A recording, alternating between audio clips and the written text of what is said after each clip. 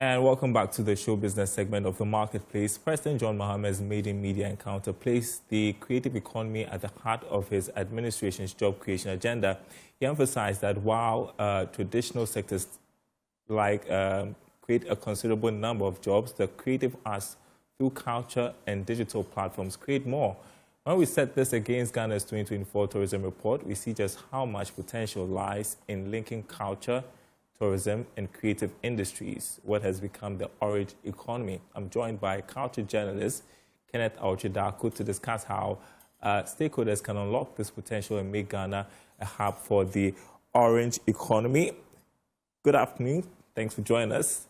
Thanks for having me. How are you doing? And welcome back to Ghana, since I'm now seeing you for the first time. So President Mahama made a bold claim that the creative arts creates jobs 5 times faster than traditional industries. I found that to be very interesting. What does this mean in practical terms? So essentially, between Akwaba and Aken, there is, some money to be made in between that. In between. And that is essentially where... I love the way you start.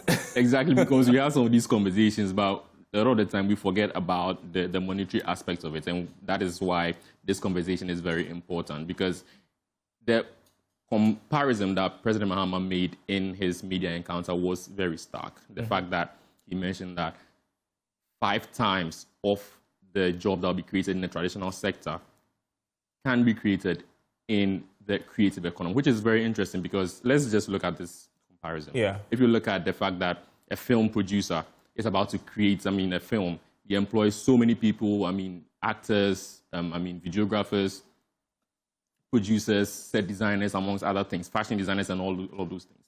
Those things, create employment for different kinds of people within a very short time. That's true. And they are able to make, some money for themselves and their families to be able to stay afloat. Comparing that to a traditional sector like the agriculture sector, let's take, for instance, cocoa production. Even though it's one of the top, products in the country that is giving us so much money, the scalability is much slower compared to how fast the money that's going to be made by the other sectors, such as the film industry, which contributes to the creative economy and, in turn, goes ahead to contribute to the entire GDP and revenue of the country as well. So that is a very, practical example of how a traditional sector will, create, 5 times less of a job than what the creative industry is going to make. Yeah, so how does that tie into the $3.8 billion we earned from tourism in 2024?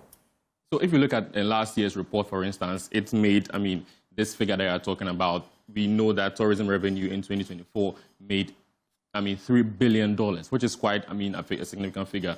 That's huge. Some weeks ago, on Beyond the Numbers, we delved into some of these numbers and realized that it is very interesting that if you look at the forex earners for the country last year, tourism came second, only behind gold. That's cool. After tourism, there was oil, and then the fourth was cocoa. So you can imagine the value that is in there that we are not tapping into, which is why it's important that we have, conversations around these things. Because, there is a lot of value. And if you look at the fact that the country is also looking forward to expanding its revenue net and also create some more development and employment, essentially, for the young people who are coming up. This is a very key area that must be looked at. And now that we have concerns about illegal mining, we have to be looking elsewhere for money. So the president announced plans for a golden age of culture, arts and tourism. How realistic is this ambition, given the challenges faced by the sector?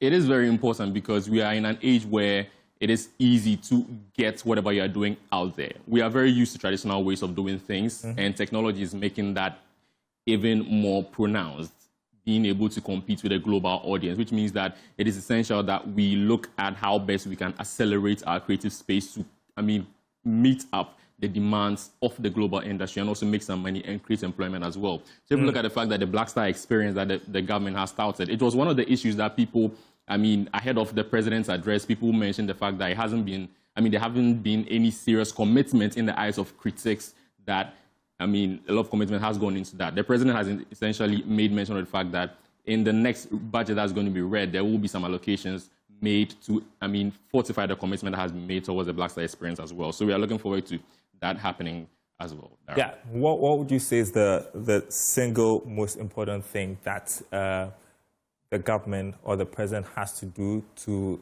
ensure that we see these gains? So there has to be strategic partnerships, because the solutions that have been touted from the campaign of the NDC going into their, current stance as the administrators of the country, these are issues that have to be looked at as well. So we need to create the frameworks, ensure that the strategic partnerships are met to ensure that everybody in the value chain contributes to ensuring that the country sees developments in the creative area and also contribute to the essential revenue that the country needs to develop. That's interesting. I'm also excited that at least the president mentioned the orange economy in his encounter with the media. Usually would just sideline this aspect of the economy, but very important. Exactly. Thank you so much. Great to see you. Great to see you too. Our only culture journalist, Kenneth Ochidako. What are you doing this weekend? We'll see. I'm looking up to you. Anything you propose, I'm down. Well, there's the Since you just came back from the US. There's a Habitat Fair. That as well. There's a Habitat Fair happening at the Good Park near Accra Mall. Maybe you want to check that out. I know you have so much money. You want to buy a house, or maybe you consider building. That's a good place to spend the weekend. Exactly. Good Park. Plus, there's loads of entertainment, I guess. I'm sure music you can dance to. Anyway, great to see you, Ken. That's the marketplace. Money is on our website, myjournline.com/business. My name is Darryl Powell. Thanks for watching. We'll see you next week.